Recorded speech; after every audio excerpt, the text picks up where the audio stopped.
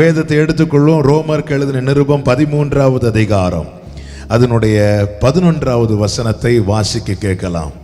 நித்திரையை விட்டு எழுந்திருக்கத்தக்க வேளையாயிற்றென்று நாம் காலத்தை அறிந்தவர்களாய் இப்படி நடக்க வேண்டும். நாம் விசுவாசிகளான போது ரட்சிப்பு சமீபமாய் இருந்ததை பார்க்கிலும் இப்பொழுது அது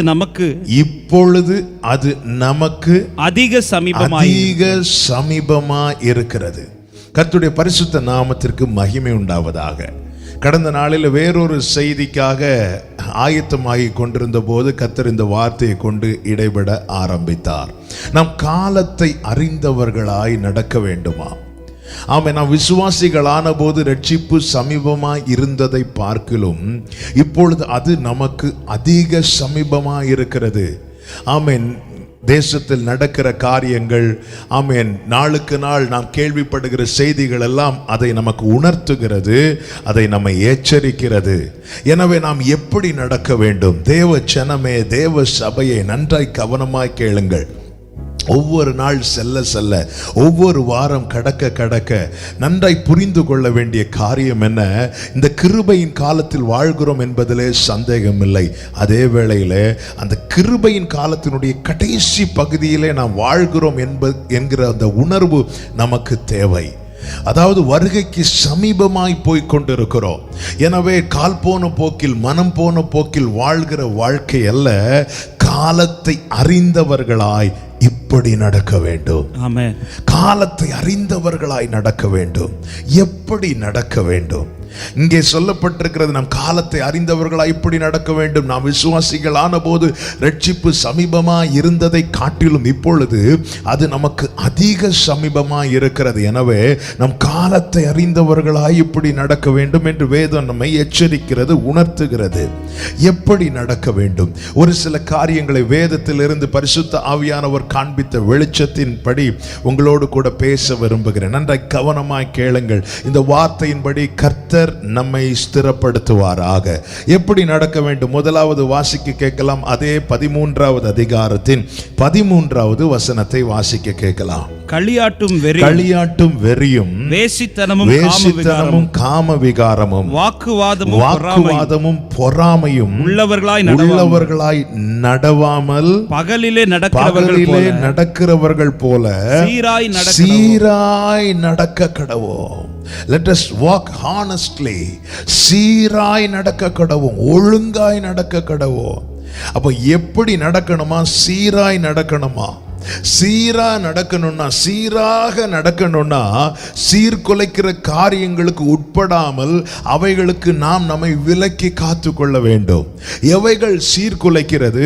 அதே வசனத்தில் சொல்லப்பட்டிருக்கிறது, களியாட்டும் வெறியும் வேசித்தனமும் காம விகாரமும் வாக்குவாதமும் பொறாமையும்.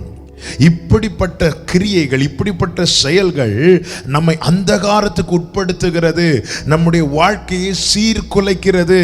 இப்படிப்பட்டவைகளுக்கு உட்பட்டு நடவாமல் பகலிலே நடக்கிறவர்கள் போல சீராய் நடக்க கடவோம். சீராய் நடக்க கடவோம். தேவனுடைய பார்வையிலே சீராக, தேவனுக்கு முன்பாக நம்முடைய வழிகளை சீராக்குவோம், நேராக்குவோம். சீர்குலைக்கிற களியாட்டு, வெறி போன்ற காரியங்கள், வேசித்தனம், காம விகாரம், வாக்குவாதம், பொறாமை, அதாவது மாம்ச கிரியைகளுக்கு உட்பட்டு நடக்கிறவர்களாய் இல்லாமல், கலாத்தியர் 5வது அதிகாரம் 19 முதல் மாம்ச கிரியைகள் வெளியரங்கமாயின என்று சொல்லி 17 காரியங்கள் சொல்லப்பட்டிருக்கிறது. இவைகளும் அதில் உட்பட்டிருக்கிறது. சொல்லிவிட்டு அதனுடைய 21வது வசனத்தில் சொல்லப்பட்டிருக்கிறது, இவைகள் தேவ ராஜ்யத்தை சுதந்தரிப்பதற்கு தடையாய் இருக்கிறது. இப்படிப்பட்டவர்கள் தேவ ராஜ்யத்தை சுதந்தரிப்பதில். அந்த 21வது வசனத்தை வாசியுங்கள். கலாத்தியர் 5:21. பொறாமைகள், கொலைகள், வெறிகள், களியாட்டுகள் முதலானவைகளே, இப்படிப்பட்டவைகளை செய்கிறவர்கள் தேவனுடைய ராஜ்யத்தை சுதந்தரிப்பதில்லை என்று முன்னே நான் சொன்னது போல இப்பொழுதும் உங்களுக்கு சொல். நீங்க ரட்சிக்கப்பட்டவங்களா இருக்கலாம், தேவனோடு உடன்படிக்கை செய்தவர்களா இருக்கலாம், அபிஷேகம் பெற்றவர்களா இருக்கலாம். ஆனால் வேதம் நம்மை தெளிவாய் எச்சரிக்கிறது. இப்படிப்பட்டவைகளை செய்கிறவர்கள் தேவனுடைய ராஜ்யத்தை சுதந்தரிப்பது இல்லை என்று முன்னே நான் உங்களுக்கு சொன்னது போல இப்பொழுதும் உங்களுக்கு சொல்லுகிறேன். அதன் அர்த்தம் என்ன? நான் தான் ரட்சிக்கப்பட்டு விட்டேனே, இனி எப்படி வாழ்ந்தாலும் நான் பரலோகம் போய் விடுவேன் என்கிற தப்பான எண்ணம் வேண்டாம். ஆமென். களியாட்டு, வெறி, வேசித்தனம், காம விகாரம், வாக்குவாதம், பொறாமை இவைகளுக்கு உட்பட்டு நடவாமல் பகலிலே நடக்கிறவர்கள் போல சீராய் நடக்க கடவோம். நம்முடைய வழிகளை நோக்கி பார்க்க வேண்டும், நம்முடைய காலடிகளை நோக்கி பார்க்க வேண்டும். நாம் எதை தெரிந்தெடுக்கிறோம், எதை விரும்பி செய்கிறோம், எதை நோக்கி போகிறோம், கர்த்தர் பார்க்கிறார், கர்த்தர் கவனிக்கிறார். எனவே தான் வெளிப்படுத்தின விசேஷம் கடைசியில சொல்லும் போது, அநியாயம் செய்கிறவன் இன்னும் அநியாயம் செய்யட்டும், அசுத்தம் உள்ளவன் இன்னும் அசுத்தமாகட்டும், நீதி செய்கிறவன் இன்னும் நீதி செய்யட்டும், பரிசுத்தம் உள்ளவன் இன்னும் பரிசுத்தமாகட்டும். கர்த்தருடைய பரிசுத்த நாமத்திற்கு மகிமை உண்டாவதாக. சீராய் நடக்க வேண்டும். 1 பேதுரு 4வது அதிகாரம் 1 முதல் வாசிக்க கேட்கலாம். 1 பேதுரு 4வது அதிகாரத்தின் 1 முதல் நாம் வாசிக்க கேட்கலாம். Praise the Lord. இப்படி இருக்க கிறிஸ்து நமக்காக மாம்சத்திலே பாடுபட்டபடியால் நீங்களும் அப்படிப்பட்ட சிந்தையை ஆயுதமாக தரித்துக் கொள்ளுங்கள். தொடர்ந்து வாசிங்க. ஏனென்றால் மாம்சத்தில் பாடுபடுகிறவன் இனி மாம்சத்தில் இருக்கும் காலம் வரைக்கும் மனுஷருடைய இச்சைகளின்படி பிழைக்காமல் தேவனுடைய சித்தத்தின்படியே பிழைக்கத்தக்கதாக பாவங்களை விட்டு ஓய்ந்திருப்பான். 3வது வசனம், சென்ற வாழ்நாள் காலத்தில், அதாவது ரட்சிக்கப்படுவதற்கு முன்னே அல்லது நாம் கடந்த நாட்களிலே நாம் புறஜாதிகளுடைய இஷ்டத்தின்படி நடந்து கொண்டது போதும். கர்த்தர் சபையை பார்த்து சொல்லுகிறார், சென்ற வாழ்நாள் காலத்திலே நாம் புறஜாதிகளுடைய இஷ்டத்தின்படி, அவங்க என்ன செய்யறாங்களோ அதே தான் நாம செய்யறது. அவங்க ஒரு காரியத்தை எப்படி செய்யறாங்களோ அதே தான் செய்யறது. அவங்க கொண்டாடுறாங்க, நாங்களும் கொண்டாடுறோம். அவங்க அதை செய்யறாங்களோ நாங்களும் அதை செய்கிறோம். ஆமென், ஆமென். அந்த நாட்களிலே புறஜாதிகளுடைய இஷ்டத்தின்படி நடந்து கொண்டது போதும். அப்பொழுது நாம் காம விகாரத்தையும் துரிச்சைகளையும் நடப்பித்து மதுபானம் பண்ணி களியாட்டு செய்து வெறி கொண்டு அருவருப்பான விக்கிரக ஆராதனையை செய்து வந்தோம். 4வது வசனம், அந்த துன்மார்க்க உளையிலே அவர்களோட கூட நீங்கள் விழாமல் இருக்கிறதினால் அவர்கள் ஆச்சரியப்பட்டு உங்களை தூஷிக்கிறார்கள். அதன் அர்த்தம் என்ன? இப்படிப்பட்ட நிலையில் தான் நாம் இருந்தோம். அப்படிப்பட்ட உளையான சேற்றிலிருந்து தேவன் நம்மை கிருபையாய் தூக்கி எடுத்து கன்மலையாகிய கிறிஸ்துவின் மேல் நிறுத்தி நம்முடைய அடிகளை உறுதிப்படுத்தி இருக்கிறார். இப்பொழுது நாம் செய்ய வேண்டியது என்ன? மீண்டும் அந்த பாவத்தை நோக்கி போகக்கூடாது.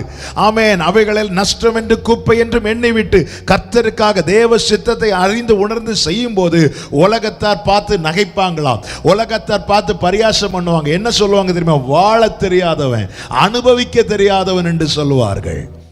ஆமென். ஆனால் ஒன்றை புரிந்து கொள்ளுங்கள், ஐயோ அவங்க பார்த்து பரியாசம் பண்ணுவாங்க. இன்னைக்கு அநேகர் போய் உலக காரியங்களை விழுவதற்கான காரணம் என்ன? மற்றவர்களை பார்த்து வாழ்வது. ஆனால் வேதம் எச்சரிக்கிறது, இப்படிப்பட்ட காரியங்களுக்கு நீங்கள் உங்களை உட்படுத்தி நடவாதிருங்கள். பகலிலே நடக்கிறது போல சீராய் நடங்கள். மாம்ச கிரியைகளுக்கு உட்படுத்தி உங்கள் ஆமென் தேவன் கிருபையாய் மீட்டெடுத்த உங்கள் ரட்சிப்பை நீங்கள் இழந்து போகாதிருங்கள். உங்கள் மாம்சத்தை உங்கள் ஆவிக்குரிய வாழ்க்கையிலே கரை உண்டாகாதபடிக்கு ஆமென் அவைகளுக்கு உட்படாமல் நீங்கள் உங்களை விலக்கி காத்துக் கொள்ளுங்கள். இப்படிப்பட்ட காரியங்களை செய்கிறவர்கள் தேவனுடைய ராஜ்யத்தை சுதந்தரிப்பதில்லை. சீராய் நடக்கணும். முன்னாட்களிலே நம்முடைய வாழ்க்கையை நாம் ஆராய்ந்து பார்க்க வேண்டும். ரட்சிக்கப்படுவதற்கு முன், ரட்சிக்கப்பட்ட பின், கிறிஸ்துவுக்குள் வருவதற்கு முன், வந்த பின் என்ன மாற்றம் இருக்கிறது? வெளியே காண்கிற மாற்றம் அல்ல, உள்ளே உள்ளே. ஆமே. வெளிப்புறம் சுத்தமாக உட்புறத்தை சுத்தம் ஆக்கு. அதன் அர்த்தம் என்ன? உள்ள சுத்தமாக அது வெளியே தெரிய ஆரம்பிச்சிடும். உள்ள எந்த மட்டும் நாம் சுத்தமாக்கப்படுகிறோமோ அது வெளியே தெரிய ஆரம்பிக்கும். அதான் உள்ளும் புறமும், உள்ளேயும் வெளியும், அந்தரங்கம் வெளியரங்கம். நம்முடைய வாழ்க்கை பகலிலே நடக்கிறவர்கள் போல சீராய் நடக்கிறோமா? அல்லது இவைகள் எல்லாம் நம்மை சீர்குலைக்கிறதே, இந்த காரியங்கள் எல்லாம் நமக்குள்ள இன்னும் காணப்படுகிறதா? தேவன் எச்சரிக்கிறார், காலத்தை அறிந்தவர்களா இப்படி நடந்து கொள்ளுங்கள். எனவே நாம் என்ன செய்ய வேண்டும்? அதை ரோமர் 13:14 சொல்லப்பட்டிருக்கிறது. துர் இச்சைகளுக்கு இடமாக உடலை பேணாமல் இருந்து கர்த்தராகிய இயேசு கிறிஸ்துவை தரித்துக்கொள். துர் இச்சைகளுக்கு இடமாக இந்த உடலை ஒப்பு கொடுக்க கூடாது.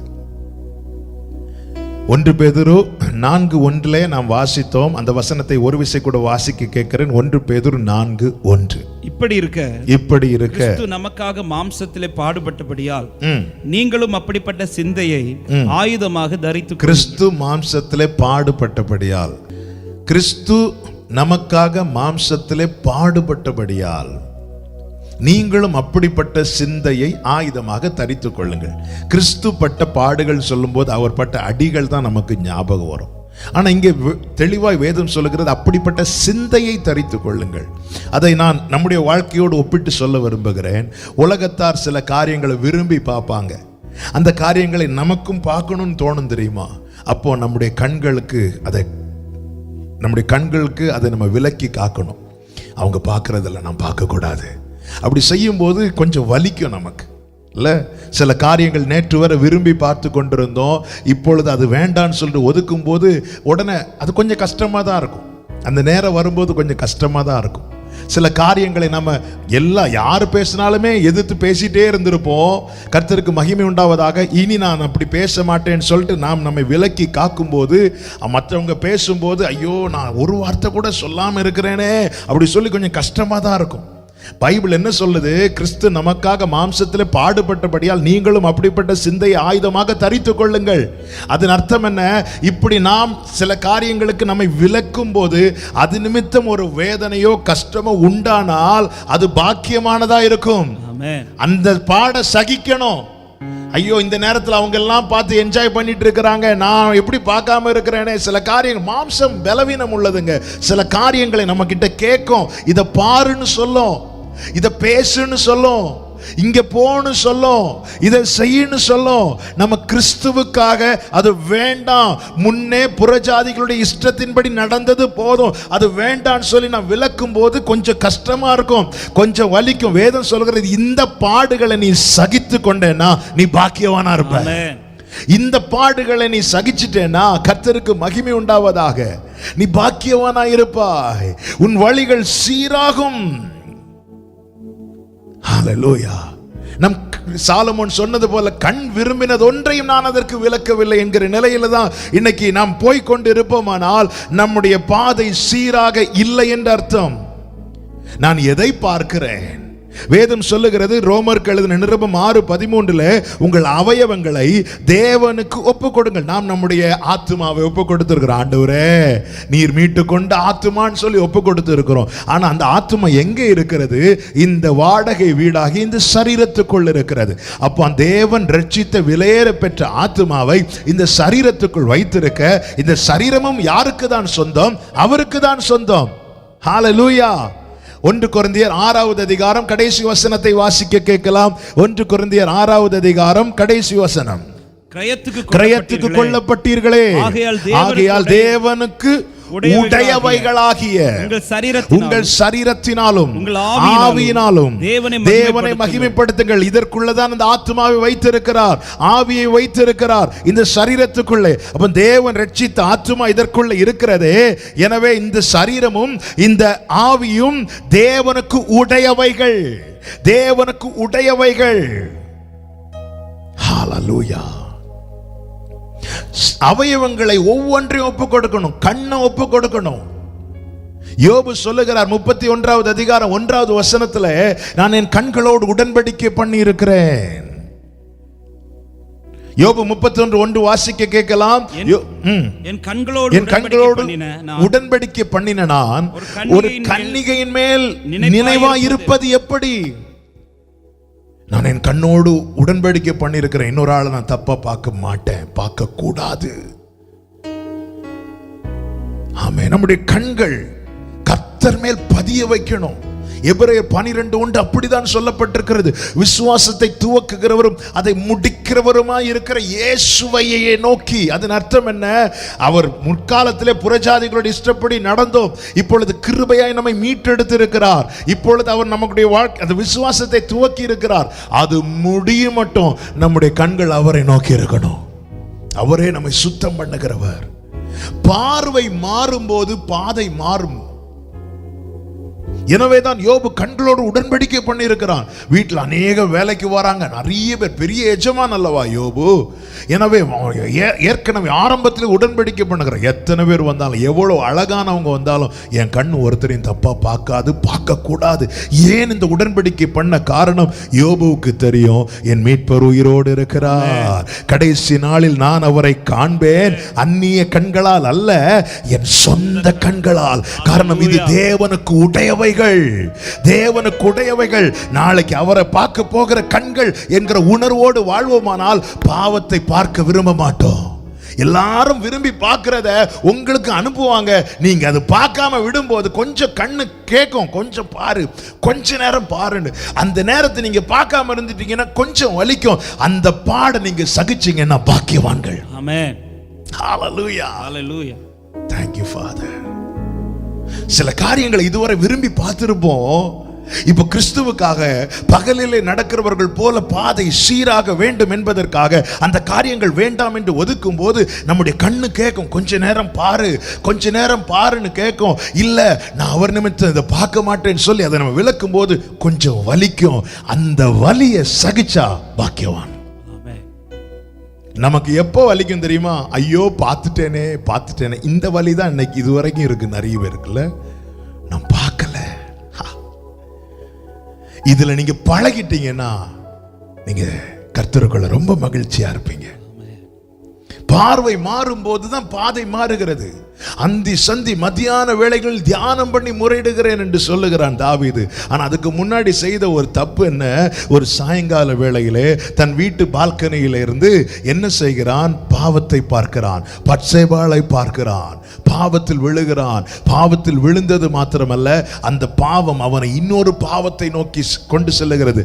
குற்றமில்லாத ஒரு இரத்தத்தை சிந்தத்தக்கதாய் ஒரு கொடிய ஒரு பாவத்தை நோக்கி தாவீதை கொண்டு செல்லுகிறது. தாவீது உணர்த்தப்பட்டவனாய் அவன் 55வது சங்கீதத்தில் முறையிடுகிறான், அந்தி சந்தி மத்தியான வேளைகளிலே. ஆமென். அதாவது என்னுடைய மத்தியான வேளையிலும் சரி, சாயங்கால வேளையிலே நேற்று நான் பாவத்தை பார்த்தேன், இனி என்னுடைய சாயங்கால வேளையிலே நான் தியானம் பண்ணி முறையிடுவேன்.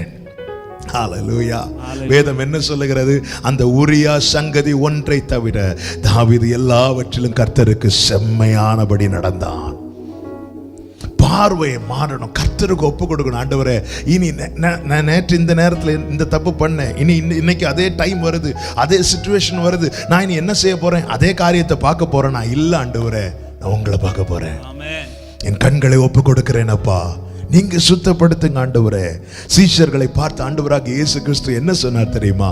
லூக்கா 10வது அதிகாரம் 23வது வசனத்தை வாசிக்க கேட்கலாம். லூக்கா 10:23.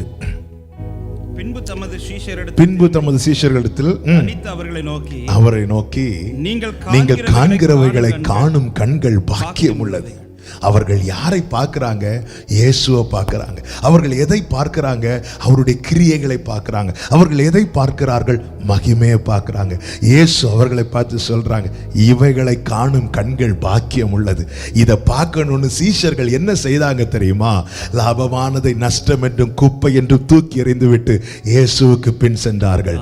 அவர்களுடைய பார்வை வர வர சுத்திகரிக்கப்பட்டது. அவருடைய பார்வை செவ்வையானதை பார்க்க ஆரம்பித்தார்கள், செம்மையானதையே பார்க்க ஆரம்பித்தார்கள். இயேசு அவர்களிடத்தில் திரும்பி தனித்து அவர்களை நோக்கி சொல்லுகிறார், நீங்கள் காண்கிறவைகளை காணும் கண்கள் பாக்கியம் உள்ளவைகள். அவர் உயிர் தெழுந்து எடுத்துக்கொள்ளப்படுவதற்கு முன்னே சீஷர்களிடத்தில் என்ன சொன்னார் தெரியுமா? நீங்கள் உலகம் எங்கும் போய் சர்வ சிருஷ்டிக்கும் சுவிசேஷத்தை பிரசங்கித்து அவர்களை சீஷராக்குங்கள். ஏன் சீஷராக்கணும்? நீங்க எதை பார்த்தீங்களோ அவங்களும் அதை தான் பார்க்கணும். கண்டதை பார்க்க கூடாது, கர்த்தரை பார்க்கணும். இந்த கண்களோடு உடன்படிக்கை செய்யணும். இந்த கண்களை கர்த்தருக்கு ஒப்பு கொடுக்கணும். அது மாத்திரமல்ல, காதுகள், நம்முடைய காதுகளை ஒப்பு கொடுக்கணும். எப்படி ஒப்பு கொடுக்கணும்? இந்த காதில் அந்நிய சத்தம் கேட்க நான் இடம் கொடுக்க மாட்டேன். கர்த்தருடைய சத்தம் கேட்கணும். எனக்கு பக்தி விருத்திக்கு ஏதுவான காரியங்களை தான் கேட்கணும். ஆண்டவரே, எனக்குள்ள குழப்பத்தையும், எனக்குள்ள அவநம்பிக்கையும், எனக்குள்ள அவிசுவாசத்தையும், எனக்குள்ள பாவம் செய்வதற்கு ஏதுவான காரியங்களையும் உண்டாக்குகிற எந்த சத்தத்தையும் கேட்க மாட்டேன் என்று சொல்லி இந்த காதுகளை ஒப்பு கொடுக்கணும். ஆண்டவராக இயேசு கிறிஸ்து யோவான் 10வது அதிகாரத்திலே சொல்லுகிறார். ஆமென். 10:4-5 வசனங்களிலே ஆமென் அவருடைய ஆடுகளை குறித்து சொல்லும்போது சொல்லுகிறார். ஆமென். மேய்ப்பன் தன்னுடைய ஆடுகளை வெளியே விட்ட பின்பு அவைகளுக்கு முன்னாக நடந்து போகிறான். ஆடுகள் அவன் சத்தத்தை அறிந்திருக்கிறபடியால் அவனுக்கு பின் செல்லுகிறது. 5வது வசனம், அந்நியருடைய சத்தத்தை அறியாதபடியினாலே அவைகள் அந்நியனுக்கு பின் செல்லாமல் அவனை விட்டு ஓடி போகும். காதுகளை தேவனுக்கு ஒப்பு கொடுக்கும் போது அந்நிய சத்தத்துக்கு செவி கொடுக்க மாட்டோம், எல்லாத்தையும் போட்டு கேட்க மாட்டோம். ஆமென். நம்மை பரிசுத்தத்தை நோக்கி, நித்தியத்தை நோக்கி நடத்துகிற சத்தம், பரத்திலிருந்து வருகிற சத்தம், அநித்தியமானவைகள் மேல ஆசைகளை உண்டாக்குகிற சத்தம், பூமியிலிருந்து வருகிற சத்தம். நாம் எந்த சத்தத்தை கேட்கிறோம்? ஹல்லேலூயா. நாம் நிதானிக்கணும், எந்த சத்தத்தை கேட்கிறோம்? பூமிக்குரிய விசுவாசம் என்ன? What is faith? விசுவாசம் என்பது நம்பப்படுகிறவர்களின் உறுதி, காணப்படாதவைகளின் நிச்சயம். எது காணப்படாதவைகள்? காணப்படுகிறவைகள் அநித்தியமானவைகள், காணப்படாதவைகள் நித்தியமானவைகள். அப்போ நித்தியத்தை குறித்த நிச்சயம் தான் விசுவாசம்.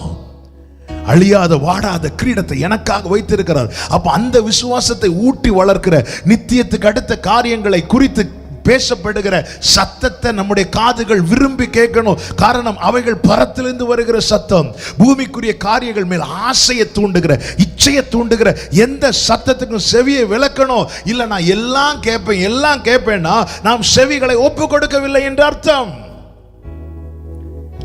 அநேகர் அனுப்புவாங்க, நிறைய காரியங்களை அனுப்புவாங்க. இதை கேட்டு பாருங்க, இவங்க இப்படி சொல்லியிருக்காங்க, அப்படி சொல்லியிருக்காங்க. நம்முடைய பக்தி விருத்திக்கு அது தடையா இருக்குமானா அதை கேட்டு விடக்கூடாதுன்னு, கேட்டு ஓடிடணும், கேட்கவே கூடாதான். காதுகளை ஒப்பு கொடுக்கணும். அது மாத்திரமல்ல, வாயை ஒப்பு கொடுக்கணும். சங்கீதம் 71:8 சங்கீதக்காரன் சொல்லுகிறான், என் வாய் உமது துதியினாலும் நாள்தோறும் உமது மகத்துவத்தினாலும் நிறைந்திருப்பதாக. ஆண்டவர் சமூகத்தில் சங்கீதங்களிலே பாடல் மட்டும் கிடையாது, ஜெபமும் இருக்கிறது. எனவே தான் அவருடைய விருப்பம், ஆண்டவரே என் வாய் உம்முடைய துதியினாலும் உமது மகத்துவத்தினாலும் நாள்தோறும் நிறைந்திருப்பதாக. வாயை திறந்தாலே, சில சொல்லுவாங்க தெரியும், இவன் வாயை திறந்தாலே கெட்ட வார்த்தை போடுறான் அப்படிம்பாங்க. இவன் வாயை திறந்தாலே அசிங்கமா பேசுறான்னு சொல்றாங்க. இவன் வாயை திறந்தாலே பொய் சொல்றான்னு சொல்றாங்கல்ல. ஆமா, ஒரு தேவ பிள்ளையை குறித்து சொல்லணும், இவங்க வாயை திறந்தாலே அவருடைய துதியையும் அவருடைய மகத்துவத்தையும் தான் சொல்லிட்டு இருக்கிறாங்க. நிறைந்திருப்பதாக. வாயில இது நிறைந்திருக்கணும்னா எங்க நிறைவா இருக்கணும்? இருதயத்தின் நிறைவு வாய் பேசும். 141:3 தாவீதுடைய ஒரு ஜெபம் என்ன தெரியுமா? என் வாய்க்கு காவல் வையும், என் உதடுகளின் வாசலை காத்துக்கொள்ளும். இந்த ஜெபத்தை நம்ம பண்றோமா? நாம ஜெபம் பண்ணணும். எப்படி ஜெபம் பண்ணணும்? ஆண்டவரே அவங்க வாயை அடங்க, ஆண்டவரே இவங்க வாயை அடங்க, ஆண்டவரே. ஒரு இடத்துக்கு போறோம், அங்க கொஞ்சம் ஒரு பிரச்சனை, சில காரியங்கள் பேச வேண்டி இருக்கிறது. அப்படிப்பட்ட சூழ்நிலை வரும்போது இந்த ஜெபத்தை கண்டிப்பா பண்ணணும். நம்ம எல்லாம் மாத்தி மாத்தி பண்றோம். ஆண்டவர் அவங்க வாயை அடைப்பீராக, ஆமென். அவர்கள் வாயை அடைப்பீராக, ஆமென். இங்க ஜெபம், ஹல்லேலூயா. ஆண்டவரை என் வாய்க்கு காவல் வைங்க. 139 தாவீதுக்கு ஒரு தெளிவான நிச்சயம் இருக்கு. என்ன? என் நாவில் சொல் பிறவாததற்கு முன்னமே அதெல்லாம் நீங்க அறிந்திருக்கிறீங்க ஆண்டவரே. சங்கீதங்கள் இப்படி சேர்த்து பார்க்கும்போது எவ்வளவு அழகா இருக்கு. நீங்க எல்லாம் அறிந்திருக்கிறீங்கல்ல, அதனால என் வாய்க்கு காவல் வைங்க. ஆண்டவரே நான் என்ன பேசுவேன், ஒரு காரியம் வரும்போது நான் என்ன பேசுவேன், எப்படி பேசுவேன், நான் பேசுனதுக்கு அப்புறம் தான் யோசிப்பேன். ஆனால் பேசுறதுக்கு முன்னாடி உங்களுக்கு தெரியும், இந்த விஷயத்தில் இவன் இப்படி தான் பேசுவான், இவன் இப்படி தான் பேசுவான். காவல் வைங்க ஆண்டவரே. Thank you father. சகரியா தன்னை முழுமையாய் தேவனுக்கு ஒப்பு கொடுத்தவன். அந்த சகரியா வாயில ஒரு அவிசுவாசம் வந்ததும் வாயடைச்சிட்டார் இல்ல? ஏன்? இதுக்கு மேல நீ நன்மையை சுதந்திரிக்கிற டைம் ஆச்சு சகரியாவே, இனியும் நீ அவிசுவாசத்தை பேசக்கூடாது. வாயை அடைச்சிட்டார். அதனால என்ன ஆச்சு? எல்லாருக்கும் பார்வையில் பேச முடியாம ஆயிட்டேன்னு என்ன கேட்டா சொல்லுவேன். அதுக்கு பிறகு சகரியா விட்டது அவிசுவாச வார்த்தை வர தேவன் விடவில்லை. வேலை வந்தபோது நன்மையை கொடுத்து துதிக்க வைத்தார். என் வாய் உம்முடைய துதியினாலும் நாள்தோறும் உம்முடைய மகத்துவத்தினாலும் நிறைந்திருப்பதாக. என் வாய்க்கு காவல் வையும். தேவையில்லாத ஒண்ணு நான் பேச ஒப்பு கொடுக்கணுங்க. அப்படி ஒப்பு கொடுத்ததுனாலதான் 39வது சங்கீதத்தில் தாவீது சொல்லுகிறான், துன்மார்க்கர் எனக்கு முன்பா இருக்கும் மட்டும் நலமானதையும் பேசாமல் நான் என்ன செய்தேன், அமைதியா இருந்தேன். அதனால என்ன ஆச்சு, சந்தோஷாச்சு இல்ல, துக்கம் அதிகரிச்சது. கண்டிப்பா அதிகரிக்குங்க. ஒருத்தங்க நம்மளை தேவையில்லாம பேசிட்டு இருக்கிறாங்க, நாம் செய்யாததை சொல்லிட்டு இருக்கும் போது நமக்கு என்ன தோணும், 4 கேள்வி கேட்கணும்னு தோணும். அப்படி கேட்டுட்டா நம்முடைய மாம்சத்துக்கு கொஞ்சம் அல்லது நமது மனசுக்கு கொஞ்சம் சமாதானமா இருக்கும். கேட்கலனா கொஞ்சம் வலிக்கும். அந்த வலியை தான் சகிக்கணும்னு பைபிள் சொல்லுது. ஆமென் ஆமென் சொல்லுங்க பார்க்கலாம். அடுத்து இருதயம். இருதயத்தை ஒப்பு கொடுக்கணும். கண்ணை ஒப்பு கொடுக்கணும், காதை ஒப்பு கொடுக்கணும், வாயை ஒப்பு கொடுக்கணும், இருதயத்தை ஒப்பு கொடுக்கணும். இருதயத்தை எப்படி ஒப்பு கொடுக்கணும்? சங்கீதம் 26:2 சொல்லியிருக்கிறபடி சோதிக்க சங்கீதக்காரன் சொல்லுகிற அந்த வசனத்தை வாசிங்கள். 26:2. கர்த்தாவே என்னை பரீட்சித்து என்னை சோதித்து பாரும், என் உள்ளந்திரியங்களையும் என் இருதயத்தையும் புடமிட்டு பாரும். தேவ கரத்தில் ஒப்பு கொடுக்கணும். ஆண்டவரை சோதித்து பாரும், புடமிட்டு பாரும். புடமிட ஒப்பு கொடுக்கணும். ஏன்னா நமக்கு உள்ள என்ன இருக்குன்னு நமக்கு தெரியாது. நமக்கு அறிந்தது கொஞ்சம், அறியாதது நிறைய. ஆமென். உள்ள இருக்கிற நினைவுகளில் எத்தனை இருக்கிறது, என்ன இருக்கிறது, எப்படி இருக்கிறது என்று நமக்கு தெரியாது. ஆனால் இருதயத்தை ஆராய்ந்து அறிகிற ஒரே ஒருவர் தான் உண்டு, நம் ஆண்டவராகிய இயேசு கிறிஸ்து மாத்திரமே. அவரை குறித்து வேதம் சொல்லுகிறது, யோவான் 2 கடைசியில, மனுஷனுக்கு உள்ளத்தில் இருப்பதை அவர் அறிந்திருக்கிறார். எனவே சங்கீதக்காரன் ஏன் அவருக்கு இருதயத்துக்கு ஏற்றவனாய் இருக்க காரணம் என்ன தெரியுமா? இருதயத்தை அவர் கையில அப்படியே தூக்கி கொடுத்துட்டான். அப்படியே தூக்கி, ஆண்டவரே சோதிச்சு பாருங்க, சோதித்து பாருங்க. சோதிக்க ஒப்பு கொடுத்து விட்டு அடுத்து என்ன கேட்கிறான்? சுத்த இருதயத்தை என்னிலே சிருஷ்டியும். சோதிச்சு பாருங்க. நல்லா இல்ல ஆண்டவரே, நிறைய கரை இருக்குல்லப்பா, இனி அதை உருவாக்குங்க. சிருஷ்டிகர்ட்ட கொடுக்கிறான், ஆராய்ந்து அறிகிறவர்கிட்ட கொடுக்கிறான், சிருஷ்டிகர்ட்ட கொடுக்கிறான். சுத்த இருதயத்தை, create in me a clean heart. சுத்த இருதயம் என்பது நான் என் பார்வையில் ஒரு சுத்தம் இருக்கிறதே, அப்படி அல்ல, உங்க பார்வையில் ஒரு சுத்தம் இருக்குல்லப்பா, அப்படி உருவாக்குங்கப்பா. ராக்கா பாலாரா. ஆமென். அது மாத்திரமல்ல, 119வது சங்கீதம் 11வது வசனத்திலே சங்கீதக்காரன் சொல்லுகிறான், ஆண்டவரே உம்முடைய வார்த்தையை, உம்முடைய வாக்கை என் இருதயத்தில் வைத்து வைத்தேன். நான் உமக்கு விரோதமாய் பாவம் செய்யாதபடி. எந்த ஒரு காரியம் இருதயத்தில் இருந்து தான் பிறப்பிக்கிறது. எனவே உம்முடைய வாக்கை என் இருதயத்தில் வைத்து வைத்தேன். சோதிக்க ஒப்பு கொடுக்கணும், புடமிட ஒப்பு கொடுக்கணும், சுத்திகரிப்பு கேட்கணும். அது மாத்திரமல்ல, தேவன் தருகிற வார்த்தையை இருதயத்தில் வைக்கணும். இருதயத்தில், ஹல்லேலூயா, இருதயத்தை ஒப்பு கொடுக்கணும். அடுத்து கைகளை ஒப்பு கொடுக்க வேண்டும். 143:6 சொல்லப்பட்டிருக்கிறது, கைகளை உமக்கு நேராக விரிக்கிறேன். எதற்காக? கழுவப்பட, சுத்திகரிக்கப்பட கைகளை ஒப்பு கொடுக்கணும். 119வது சங்கீதம், ஆமென், 101வது வசனம், 59வது வசனங்களை பார்த்தீங்கன்னா தெரியும். என் கால்களை உம்முடைய சாட்சிகளுக்கு நேராக திருப்பினேன். கால்களை ஒப்பு கொடுக்கணும். எதற்காக இவைகளை எடுத்து சொல்லுகிறேன்? நம்முடைய ஒவ்வொரு அவயவங்களையும் கர்த்தருக்கு ஒப்பு கொடுக்கணும். ஏன் தெரியுமா? இனி காலம் செல்லாது. முன்னே புறஜாதிகளுடைய இஷ்டத்தின்படி நடந்தது போதும், இனி அப்படி நடக்க கூடாது. ஆமென். பகலிலே நடக்கிறவர்களை போல சீராய் நடக்க வேண்டும். துர்ரிச்சைகளுக்கு இடமாக உடலை பேணாமல் இருந்து கர்த்தராகிய கிறிஸ்துவை தரித்து கொள்ள வேண்டும். பிதாவின் விருப்பம், பிதாவின் சித்தம் செய்வதை என் போஜனம் என உள்வாங்கிக் கொண்டு, ஆமென், தம்மை முழுமையாய் ஊற்றி கொடுத்தாரே, தம்முடைய ஆத்துமாவை மரணத்தில் ஊற்றினார் அல்லவா, அதே போல வாழ வேண்டும். காரணம், நாம் ரட்சிக்கப்பட்ட போது, நாம் விசுவாசிகளான போது ரட்சிப்பு எவ்வளவு சமீபமாய் இருந்ததோ அதை விட அதிக சமீபமாய் இருக்கிறது. ஒரு காலத்துல கேட்டுட்டு இருந்தோம், கர்த்தர் வருகிறார், இயேசு சீக்கிரம் வரப்போகிறார்னு. இடையில அப்படிப்பட்ட செய்தியே கேட்காம ஆயிட்டோம். இப்போ மீண்டும் அப்படிப்பட்ட செய்தி மீண்டும் கேட்க ஆரம்பிக்குது இல்ல? காரணம் என்ன தெரியுமா? அதுதான் உண்மை. அவர் சீக்கிரம் வரப்போகிறார். எனவே சபையே, ஆமென், அந்தகார கிரியைகளுக்கு உட்பட்டு நடவாமல், உங்களை சீர்குலைக்கிற, ஆமென், உங்களை தேவ ராஜ்யத்தை சுதந்தரிக்க விடாம பண்ணுகிற மாம்ச கிரியைகளுக்கு உட்பட்டு நடவாமல், பகலிலே நடக்கிறவர்கள் போல சீராய் நடங்கள். கர்த்தர் இந்த நாளிலே சபையோடு பேசி எச்சரிக்கிறார். சீராக நடக்க வேண்டும். இரண்டாவது எப்படி நடக்க வேண்டும்? 1 கொரிந்தியர் 7வது அதிகாரம் அதனுடைய 17வது வசனத்தை வாசிக்க கேட்கலாம். 1 கொரிந்தியர் 7:17. தேவன் அவனவனுக்கு பகிர்ந்தது எப்படியோ கர்த்தர் அவனவனை அழைத்தது எப்படியோ அப்படியே அவனவன் நடக்க கடவுள். அதன் அர்த்தம் என்ன? அழைப்புக்கு ஏற்றபடி நடக்க வேண்டும். ஒவ்வொருத்தருக்கும் ஒவ்வொரு அழைப்பை வைத்திருக்கிறார். அந்த அழைப்பின்படி நடக்க வேண்டிய கிருபைகளை கொடுத்திருக்கிறார். அதுதான் சொல்லப்பட்டிருக்கிறது. அவனுக்கு பகிர்ந்தது எப்படியோ அவனை அழைத்தது எப்படியோ. என் மேல ஒரு அழைப்பு இருக்கிறது, என் தம்பி மேல ஒரு அழைப்பு இருக்கிறது. எனக்கு ஒரு கிருபையை கொடுத்திருக்கிறார், அவனுக்கு ஒரு கிருபையை கொடுத்திருக்கிறார்.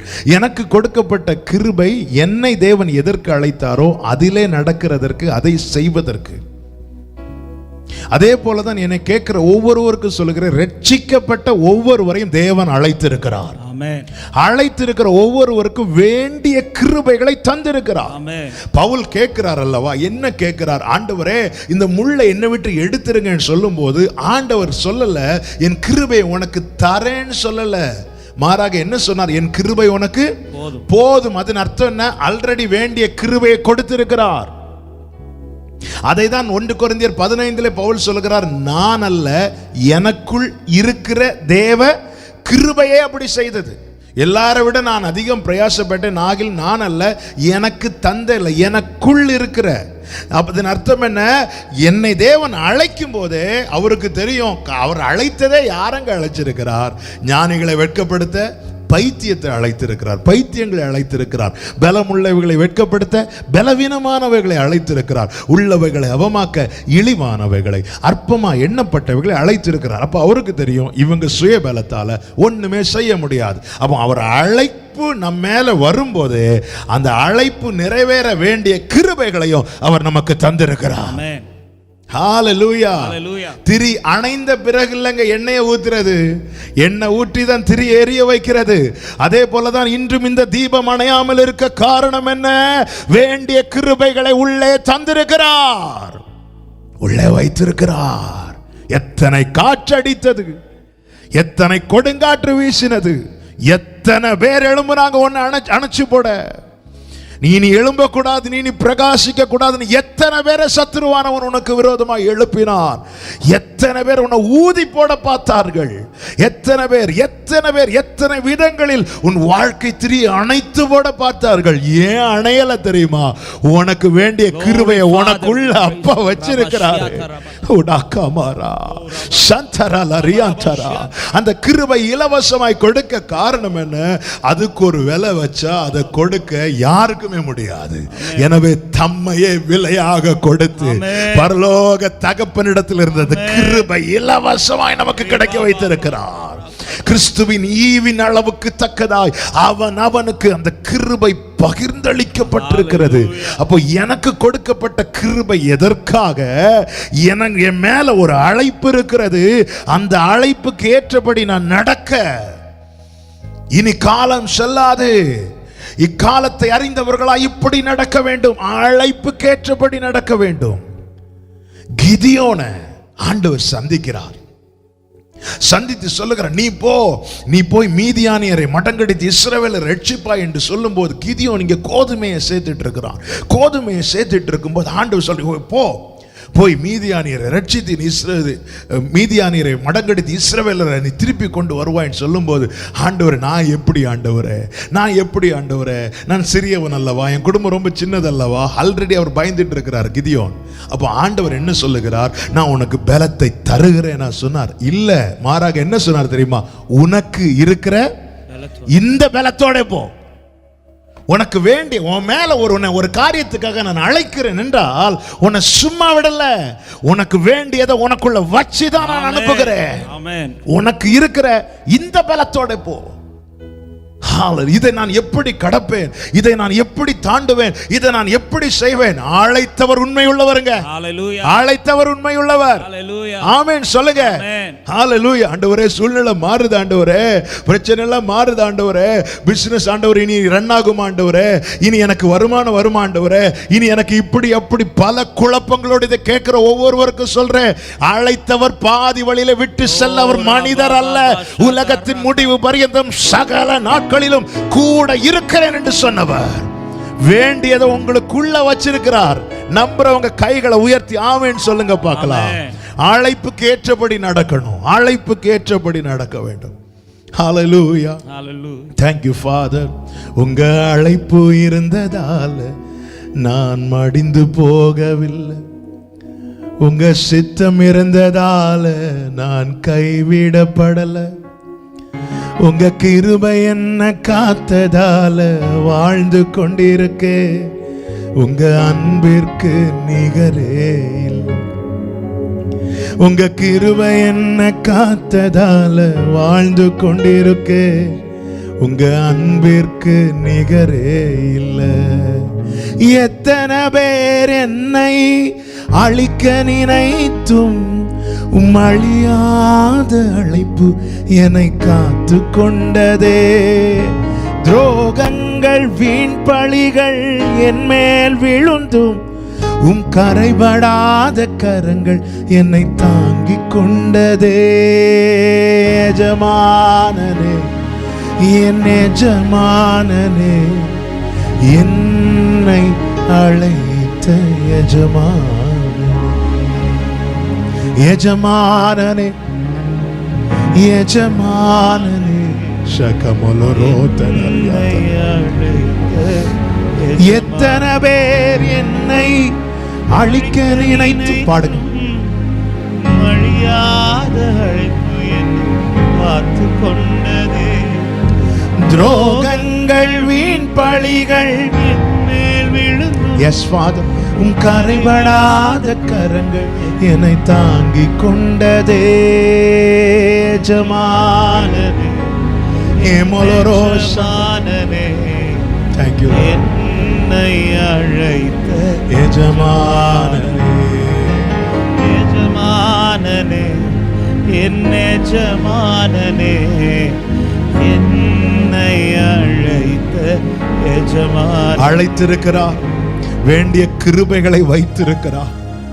அழைப்புக்கு ஏற்றபடி நடவுங்கள்.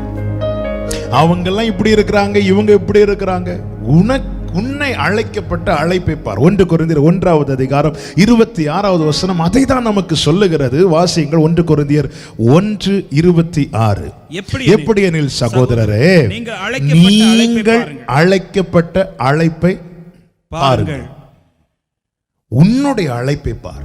பேதுருவை பார்த்து ஆண்டவர் அதை தான் சொல்லுகிறார். பேதுருவே, இப்போ இப்படி இருக்கிற, உனக்கு ஒரு காலம் வரும்போது உன்னை தூக்கிட்டு போவாங்க.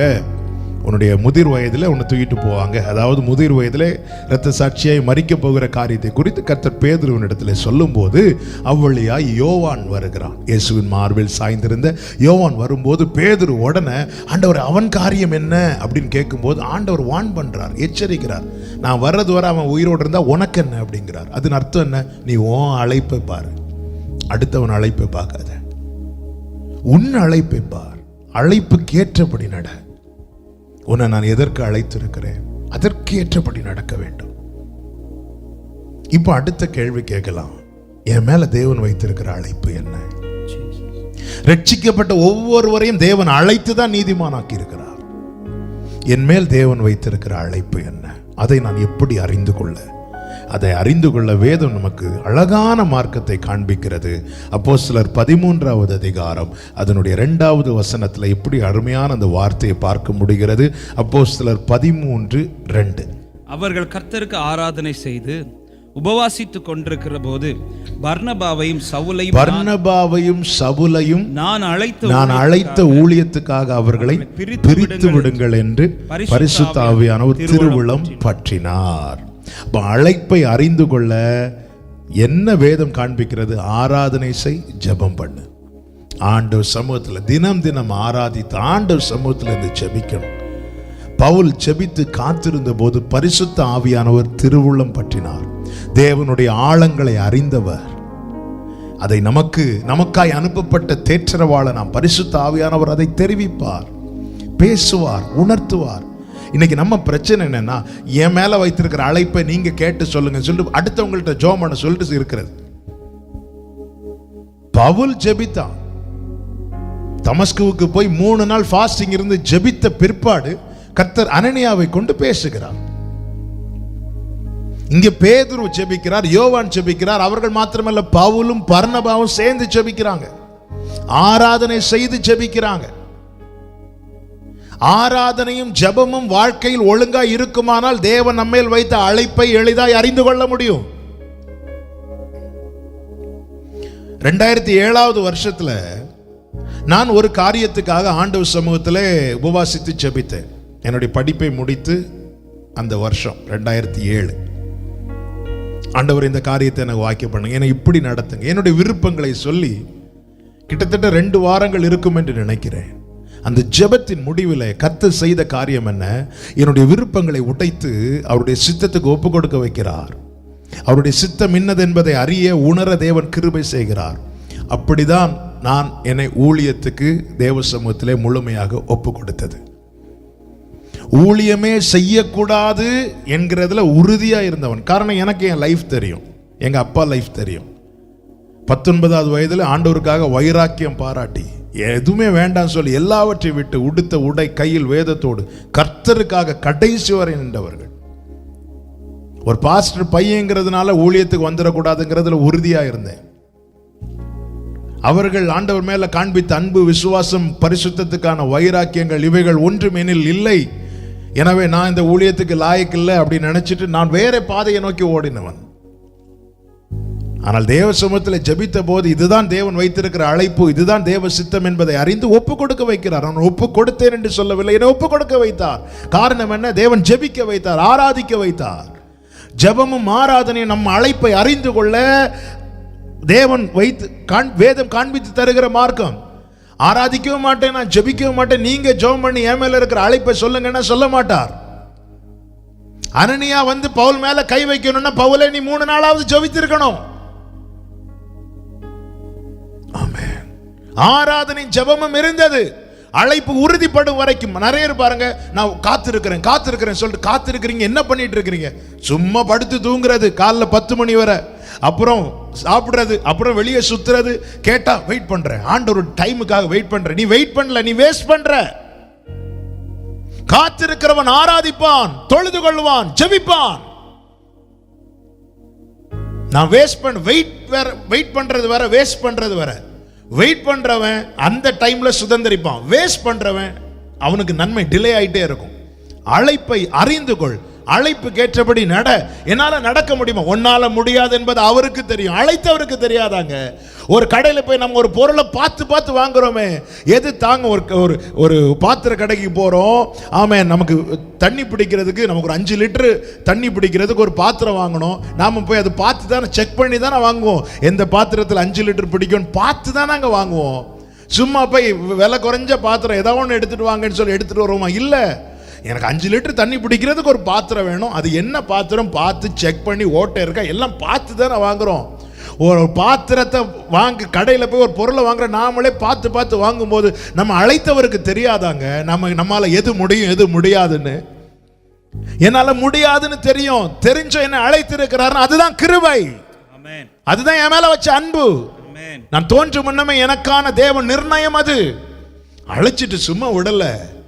ஹல்லேலூயா. இது பலத்தினால் ஆகாதுன்னு தெரியும், பராக்கிரமத்தினால் ஆகாதுன்னு தெரியும், இது தேவ ஆவியினாலே ஆகும். எனவே வேண்டிய கிருபைகளை தந்துதான் பாதையில ஓட விடுறாரு. ஒவ்வொருவருக்கும் சொல்றேன், அவங்கள்ட்ட பணம் இருக்கு, உன்கிட்ட இல்லைன்னு சொல்லிட்டு கலங்காது. அவங்கள்ட்ட இல்லாத ஒரு கிருபையை உனக்குள்ள வைத்திருக்கிறார். ஹல்லேலூயா, ஹல்லேலூயா, ஹல்லேலூயா. அழைப்புக்கேற்றபடி நடக்க வேண்டும். மூன்றாவதாக எப்படி நடக்க வேண்டும்? 1 தெசலோனிக்கேயர் 2:11 வாசிக்க கேட்கலாம். 1 தெசலோனிக்கேயர் 2:11.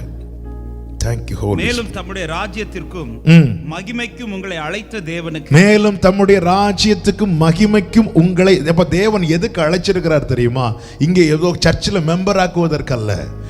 ரட்சிக்கப்பட்டவர்களை சபையிலே சேர்க்கிறார், அது தேவனுடைய செயல். ஆனா சர்ச்சில் மெம்பர் ஆக்குவதற்காக மாத்திரமல்ல தேவன் அழைத்தது. அழைப்பு பெருசா பார்க்கணும், அந்த நம்முடைய ஃபோக்கஸ் அப்படி இருக்கணும். தேவனுடைய ராஜ்யத்துக்கும் மகிமைக்கும் அழைத்திருக்கிறார். இந்த பைத்தியத்தை அதுக்கு அழைச்சிருக்கிறார், இந்த பலவீனன் அதுக்கு அழைச்சிருக்கிறார், இந்த இழிவானவனை, இந்த அற்பமா எண்ணப்பட்டவனை அதுக்கு நினைச்சாலே அவரை எவ்வளவு பிரைஸ் பண்ணாலும் ஹல்லேலூயா. 1000 நாவிருந்தாலும் நன்றி சொல்லி தீராது. எதுக்கு அழைச்சிருக்கிறார்? ராஜ்யத்துக்கும் மகிமைக்கும். ஏன் சாத்தான் போராடுற எப்ப தெரியுதா? சம்பளம் 1000 ரூபாய் கூட்டி கிடைக்க கூடாது நாம போராட மாட்டோம், அது கிடைக்க கூடாதுன்னு தான் போராடுவோம். ராஜ்யத்துக்கு மகிமைக்கும் அழைச்சிருக்கிறார். வாசிங்க மேலும், தம்முடைய ராஜ்யத்துக்கும் மகிமைக்கும் உங்களை அழைத்த தேவனுக்கு நீங்கள் பாத்திரராய் நடக்க வேண்டும். எப்படி நடக்கணுமா? அவருக்கு பாத்திரராய் நடக்க வேண்டும், சீராக நடக்கணும், அழைப்புக்கு ஏற்றபடி நடக்கணும், அவருக்கு பாத்திரராய் நடக்கணும். அவருக்கு பாத்திரராய் நடப்பது என்பது தேவன் தேடும் இடத்துல நம்ம இருக்கணும். ஒரு காரியத்தை, ஒரு பொருளை நம்ம வச்ச இடத்துல அது இல்லைன்னா என்ன ஆகும் தெரியுமா? டென்ஷன் ஆகும். தேவைக்கு தேடும் போது நம்ம வச்ச இடத்துல, இருக்க வேண்டிய இடத்துல அந்த சாதனம், அந்த பொருள் இல்லை அப்படின்னா நமக்கு டென்ஷன் ஆகும். நம்மில் அநேகர் அழைக்கப்பட்டவர்கள், நம்மில் அநேகர் ஆண்டவர் டென்ஷன் ஆகிட்டு இருக்கிறோம். ஆண்டவர் தேடுற இடத்துல இருக்கணும். ஆண்டவர் சொன்னார் அல்லவா, கடைசி நாட்களின் அடையாளங்களை சொல்லும் போது நோவாவின் நாட்கள், லோத்தி நாட்கள், இப்படி சொல்லும் போது எல்லாருடைய ஃபோக்கஸும் நோவாவின் நாட்களில் ஜனங்க என்ன பண்ணாங்க, லோத்தி நாட்களில் ஜனங்க என்ன பண்ணாங்க, இப்படி தான் ஃபோக்கஸ் போகுதே தவிர ஆண்டவருடைய ஃபோக்கஸ் யார் மேலே போகும் தெரியுமா? நோவா மேலேயும் ஆபிரகாம் மேலேயும். நோவாவின் நாட்களில் ஜனங்க புசித்தார்கள், குடித்தார்கள், ஓகே. நம்மளும் ஈஸியாக சொல்கிறோம், அன்னைக்கு நடந்தது மாதிரி இன்னைக்கும் பாவம் பெருகிச்சு, அதனால் உண்மைதான். ஆனால் நோவா இருந்தான் அல்லவா, இந்த தேவன் தேடுகிற இந்த ஸ்தானத்தில் நோவா இருந்தானே, ஆபிரகாம் இருந்தான் அல்லவா. சபையே அப்படி இருக்கிறோமா? கர்த்தர் சொன்னபடியெல்லாம் செய்தான் நோவா. ஆபிரகாம் கர்த்தருக்கு முன்பாக நின்று கொண்டிருந்தான். நீதியை பிரசங்கித்தான் நோவா. ஆபிரகாம் சோதம் காக்கப்பட, லோத்து காக்கப்பட, ஜனங்கள் அழியாதபடிக்கு திறப்பிலே நின்று ஜெபித்து கொண்டிருந்தான். நோவாவின் நாட்கள், லோத்தி நாட்கள் சொல்லும் போது நம்முடைய ஃபோக்கஸ் எல்லாம் அந்த ஜனங்க இப்படி பண்ணாங்க, அதனாலதான் அழிச்சார், உண்மைதாங்க. ஆனா ஆண்டவருடைய ஃபோக்கஸ் நோவா மேல, ஆண்டவருடைய ஃபோக்கஸ் ஆபிரகாம் மேல. எனவேதான் ஆதியாகமம் 6வது அதிகாரத்தில் நோவாவுக்கோ கர்த்தருடைய கண்களில் கிருபை கிடைத்தது. அவருடைய ஃபோக்கஸ் நேரா அவன் மேலதானே போகுது. 18வது அதிகாரத்தில் சோதம் அழிக்கிறதுக்கு முன்னாடி நேர ஆபிரகாமை வந்து விசிட் பண்றார். இன்னைக்கு தேவன் அப்படி தேடுறார் சபையை.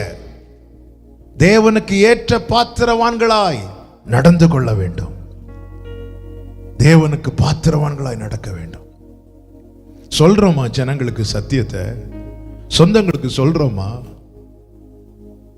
நோவா பேழையை கட்டி தன் குடும்பத்தை ரட்சிக்க பேழை கட்டினாலும் நீதியை பிரசங்கித்தான் என்று வேதம் சொல்லுகிறது. ஜனங்களுக்கு நீதியை பிரசங்கித்தானா? எப்படி பிரசங்கித்திருப்பான்? வந்து கேட்டிருப்பாங்க, என்ன என்ன பிரச்சனை, மரத்தெல்லாம் முறிக்கிறீங்க, சொத்தெல்லாம் விற்கிறீங்க. ஒரு கப்பல் கட்டுறது சாதாரணம் கிடையாது, எத்தனை மிருகங்கள் உள்ள இருக்கணும். அவன் தனக்கு இருக்கிற காரியங்களெல்லாம் விட்டு இருப்பான். என்ன என்ன பிரச்சனை, என்ன ஆச்சு உங்களுக்கு, என்ன ஆச்சு? அப்போ சொல்லியிருப்பான். தேவன் எச்சரித்ததை, தேவன் உணர்த்தினதை, தேவன் பேசினதை பேசியிருப்பான். இப்படி ஒரு அழிவு வரப்போகுது, ஆண்டவர் பேசினாரு, இந்த பேழைக்குள்ள வந்தா காப்பாற்றப்படலாம், இதுதாங்க நீதி. கேட்கிறவங்கள்ட்ட சொல்லுங்க, இதெல்லாம் நடக்குது இல்ல, நடக்குதுல, வேதத்துல சொல்லி இருக்குது. உலகம் இன்னும் உபத்திரவத்தை நோக்கி போக போகுது, கிறிஸ்துவாகிய பேழைக்குள்ள வந்தா காக்கப்படலாம், இதுதாங்க நீதி. நீதியை பிரசங்கித்தான். நீதியை பிரசங்கித்தவன் தன் குடும்பமாய் காக்கப்பட்டான். ஆபிரகாம் பாருங்க, சோதம் அழிக்க போறேன்னு சொன்னதும் கர்த்தருக்கு முன்பாக நின்று ஜெபிக்கிறான், தன்னை தாழ்த்தி. 50 நீதிமான் இருந்தா அழிப்பீரா, 45 இருந்தா, கடைசி 10 இருந்தா அழிப்பீரா ஆண்டவரே, கெஞ்சுகிறான், மன்றாடுகிறான். இதன் தேவனுக்கு பாத்திரவானாய் நடக்கிறது. தேவன் தேடுகிற ஸ்தானத்தில் அந்த இடத்துல இருப்பது. ஆதாம் தேவனை டென்ஷன் ஆகிட்டான், பாத்தீங்களா? டென்ஷன் ஆகிட்டான். ஆண்டவர் சாபத்தை போட்டார், துரத்தி விட்டுட்டார். ஆண்டவர் தேடுகிற ஸ்தானத்தில் இருக்கணும், சபை இருக்கணும், தேவஜனம் இருக்கணும், ஊழியர்கள் இருக்கணும், விசுவாசிகள் இருக்கணும். தேவனுக்கு பாத்திரராய் நடக்க வேண்டும். காரணம், தேவன் நம்மை அழைத்தது ராஜ்யத்துக்கும் மகிமைக்கும், தம்முடைய ராஜ்யத்துக்கு மகிமைக்கு அழைத்திருக்கிறார். அப்படின்னா என்ன அர்த்தம்? இந்த ஓட்டம் போய் எங்க முடியும் தெரியுமா? அல்லது எங்க போய் சேரும் தெரியுமா? தேவ ராஜ்யத்துல போய் சேரும். கைகளை உயர்த்தி ஆமென் சொல்லுங்க. ஆமென். மற்றவங்கள்ட்ட எது இல்லைன்னா இல்லைங்க. என்ன, ஆகாபு ரதத்துல போறான், எலியா ஓடி போறான். பார்க்கிறவங்க என்ன சொல்லுவாங்க? யார் உலக பார்வையில யாருங்க ஆசீர்வதிக்கப்பட்டவங்க? ஆகாபு ரதத்துல போயிட்டு இருக்கிறான் ஜாலியா, எலியா ஓடி போறான். உலக பார்வையில் எதுங்க ஆசீர்வதிக்கப்பட்டவங்க? நாம எப்பவுமே அந்த முடிவை பார்க்கணும். முடிவை பார்த்தீங்களா? ஆகாப் உலகத்திலே மாண்டு போனான், மரித்து போனான். எலியா பரலோகத்திலிருந்து ஒரு ரதம் வந்து தூக்கிட்டு போச்சு. ஒரு தேவ பிள்ளையினுடைய ஓட்டம் எங்க போய் சேரும் தெரியுமா? பரலோகத்தில். நதிகள் கடலில் போய் சேருவது போல ஒரு தேவ பிள்ளையினுடைய ஓட்டம் தேவ ராஜ்யத்துல போய் மகிமையில போய். ஹல்லேலூயா. கைகளை உயர்த்தி ஆமென் சொல்லுங்க. ஆமென். எனவேதான் வேதம் சொல்ல, பரிசுத்தவான்கள் தங்கள் படுக்கையிலே களி கூர்ந்து. ஹல்லேலூயா. சாரால் நவரோஜி அவங்க அழகான ஒரு பாட்டு. அவங்க எல்லா பாடலுமே சபைகளை தூக்கி எழுப்பி விட்ட பாடல். அதில் ஒரு பாடல் காலை நேரம் என்ப செபதியானமே. அதில் அந்த கடைசி சரணத்தில் இப்படி பாடியிருப்பாங்க: பறந்து புறா போல் சிறகடித்தே பாடி சென்றோர் நான் இளைப்பாறுவே. பறந்து புறா போல் சிறகடித்தே பாடி சென்றோர் நான் இளைப்பாறுவேன். பரலோக வாசல் பரமசியோனே பூரித்து என்னை வரவேற்குமே. எப்படி இல்லை? அவங்க மரித்த செய்தி கேட்ட போது எனக்கு அவங்க பாடின இந்த வார்த்தைகள் தான் ஞாபகத்துக்கு வந்துச்சு. நான் ஆண்டவர்கிட்ட சொன்னேன், ஆண்டவர் பறந்து வந்துட்டாங்க ஆண்டவரே. ஆமென். இதுதாங்க நம்பிக்கை. எதையும் கொண்டு போக போறது கிடையாது. என்ன சம்பாதித்தாலும் என்ன ஒன்னும் கொண்டு போக போறது கிடையாது. ஒன்னும் எதுக்கும் பிரயோஜனம் இல்லாம ஆக போகக்கூடிய நாட்கள் தான் நம்ம பார்க்கிறோம். எத்தனையோ பேர் பணத்தை வச்சுட்டு வெயிட் பண்றாங்க, எங்களை ஹாஸ்பிட்டல்ல சேருங்க, இடம் இல்ல. ஒரு காலத்துல பணம் இல்ல, ஹாஸ்பிட்டல் எடுக்கலன்னு சொன்னாங்க. இன்னைக்கு எவ்வளவு நாளும் தாரோம் இல்ல, பெட் இல்ல. பணம் எல்லாவற்றுக்கும் உதவும் இருக்கு. ஆனா எல்லா சூழ்நிலையிலும் உதவாதுங்க. சில சூழ்நிலையில, அதான் சொன்னேன் அல்லவா, எல்லாரும் பார்த்திருப்பீங்க இந்த வீடியோவை. போன மாசமா முந்தின மாசமான்னு தெரியல, ஒரு வாலிபன் தன் தகப்பன் ஒரு ஹாஸ்பிட்டல்ல கொண்டு போய் சேர்க்க போறார். கையில காசு வச்சிருக்கிறாங்க, இடம் இல்ல. என்னெல்லாமோ பேசி பார்க்கறாங்க, இடம் இல்ல. அவங்க என்ன பண்ணுவாங்க? பெட் இல்ல, ஆக்சிஜன் இல்ல. ஆம்புலன்ஸ்ல வச்சு இந்த தகப்பனார் மரித்து போகிறார். அந்த சகோதரன் கையில் இருக்கிற காசை தூக்கி எறிகிறான். பணம் இருந்து காப்பாற்ற முடியலையே. இல்லங்க, ஹல்லேலூயா. எதுங்க காப்பாற்றும்? மலைகள் விலகினாலும் பர்வதங்கள் நிலை பெயர்ந்தாலும் என் கிருபை உன்னை விட்டு விலகாது. இந்த ஓட்டத்தை ஓடி முடிக்கிறது வரைக்கும் வேண்டிய கிருபைகளை நமக்கு தந்திருக்கிற தேவனுக்கு ஸ்தோத்திரம். எதுக்கு அந்த கிருபையை தந்திருக்கிறார்? யாரையோ பிரியப்படுத்தி வாழ்றதுக்கா? தேவனுக்கு பாத்திரராய் நடக்க. தேவனுக்கு பாத்திரராய் நடக்க என்ன செய்ய வேண்டும்? இந்த நாட்களில் சொல்லணும், சொந்தங்களுக்கு சொல்லணும், நீதியை பிரசங்கிக்கணும். ஒரே வழி, தப்ப ஒரே வழி. ஏன்னா இயேசுவை ஏற்றுக்கொண்ட 100 வருஷம் இந்த பூமியில வாழ்வோமா கேட்பாங்க. ஏன்னா கடந்த நாட்கள் ஊழியர்கள் அனைவர்கள் மரித்தார்களே. உடனே நம்ம யோசிப்போம், ஆமால. இல்லங்க, இயேசுவை ஏற்றுக்கொண்டா நம்ம பிரச்சனை. இயேசுவை ஏற்றுக்கொண்டா உனக்கு கடன் மாறும், கண்ணீர், இதை மட்டும் தான் போக்கஸ் பண்ணி சொன்னதுதான் பிரச்சனை. அவன் நித்தியத்தை குறித்து சொல்ல விட்டுட்டோம். இயேசு ஏற்றுக்கொண்ட கண்ணீர் மாறும், அதுல மாற்றம் இல்லை. ஆனா அதை மட்டுமே சொல்லக்கூடாது. இயேசு ஏற்றுக்கொண்டா உனக்கு பணம் கிடைக்குன்னு சொல்லுவாங்க. அப்போ இயேசு அறியாதவங்க எத்தனையோ கோடீஸ்வரர்கள் இருக்காங்க இந்தியால, உலகத்திலே டாப் இந்தியால இருக்கிறாங்க. அவங்க கிட்ட போய் இதை சொல்ல முடியுமா? இயேசு ஏற்றுக்கொண்டா உங்களுக்கு பணம் கிடைக்கும்னு? எதுக்குங்க இயேசு வந்தார்? யோவானை கொண்ட ஆவியானவர் எழுதுகிறார், நித்திய ஜீவனை அளிப்பேன் என்பதை அவர் நமக்கு தந்த வாக்குத்தத்தம். நித்திய ஜீவன், நானே வழி, என்னை இல்லாமல் ஒருவனும் பிதாவினிடத்தில் வரான். இத சொல்லணும். எங்க ஆண்டவரை ஏற்றுக்கொண்டா அவங்க சொல்லுவாங்க, நீ ரட்சிக்கப்பட்டுட்டேன்னு சொல்ற, சர்ச்சுக்கு போறேன்னு சொல்ற, ஆண்டவருடைய பிள்ளைன்னு சொல்ற, உன்னை விட நாங்க நல்லா தானே இருக்கிறோம் கேட்பாங்க. அதுக்கு நமக்கு பதில் இல்லை. இன்னைக்கு அநேகருடைய புலம்பல் அதுதான், நான் எங்க குடும்பத்துல நான் மட்டும்தான் ரட்சிக்கப்பட்டிருக்கிறேன், அவங்கள நல்லா இருக்கிறாங்க, நான் மட்டும் கஷ்டப்படுறேன். அநேகருடைய புலம்பல் அதுதான். அதுக்கு பதில் இல்லை. தைரியமா சொல்லுங்க, எங்க எனக்கு இங்க ஒண்ணும் இல்லை, உண்மைதான், ஆனா எனக்கு ஒரு நிச்சயம் இருக்குங்க. என்ன இங்கே நான் கண்ணை மூடினாலும் நான் விழிக்கும் போது அவருடைய சாயலால் திருப்தியாவே திருப்தியாவே. இந்த நம்பிக்கையில ஒருவரை ஒருவர் தேற்றுங்கள் என்று வேதம் சொல்லுகிறது. அதன் அர்த்தம் என்ன? இந்த நம்பிக்கை வீண் போகாது. சொல்லுங்க, இயேசுவை குறித்து சொல்லுங்க, ஆண்டவரை குறித்து சொல்லுங்க. ரட்சிப்பு கர்த்தர். நிறைய பேருக்கு பிரச்சனை, நான் சொல்லி கேட்பாங்களா? நீங்க யாரு சொல்லி யாரும் கேட்க போறது கிடையாதுங்க. ரட்சிப்பு கர்த்தருடையது. நீ சொல்லு, மீதி அவர் பார்த்துப்பார். ஆமென் சொல்லுங்க. விதைக்கிறது உன் வேலை, மழையை விட பண்றது அவருடைய வேலை, பின்மாறி வர வைக்கிறது அவருடைய வேலை. ஆமென் சொல்லுங்க.